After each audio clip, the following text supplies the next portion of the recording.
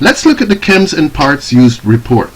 Now, these reports allow you to see the chemicals or parts used within a certain date range, and they're only going to be useful if the business that you work for keeps track of inventory by truck. Also, as long as you have access to this feature, you will see it listed at the top of your menu. If not, then you won't be able to run this reports. So let's go ahead and run these reports and see what they look like. So click on chems parts used, and it brings up this short menu that asks you for the date range. So let's click inside the start date field and choose a date. Let's click the first, and click inside the end date field and choose the end date. Now what I'm saying here is show me the chems used on my route between these date ranges. Once I've done that, I click the submit button, and it will go out there and show me all the chemicals that were used for all these dates.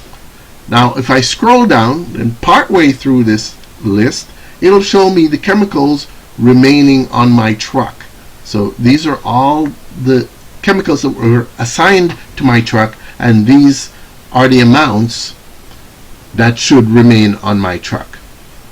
Now if I wanted to look at the parts that I've used on my route, I can click the change report button and get this menu back. Then I select parts from the drop down tab and then enter the start and end dates. Let's just use the same dates this time, so we click the submit button and it brings up the parts. So here it shows me all the parts that I used on each of these dates, and partway down it shows me the parts that should remain on my truck.